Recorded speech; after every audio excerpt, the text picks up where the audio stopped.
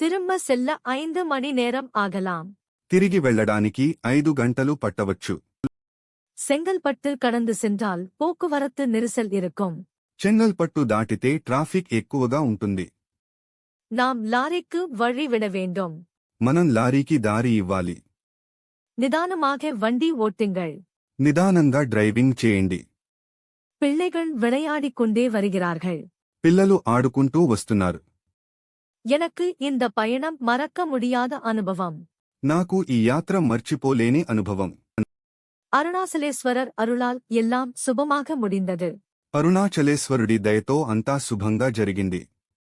சுமார் மாலை 6 மணிக்கு நாம் வீடு போய் சேருவோம். సుమారు సాయంత్రం 6 గంటలకు మనం ఇంటికి చేరుకుంటాం. வீட்டிற்கு போகும் வழியில் காய்கறிகள் வாங்கி விடுங்கள். ఇంటికి వెళ్లే దారిలో కూరగాయలు కొనేయండి. பால் பாக்கெட் வாங்குவதை மறக்காதீர்கள்.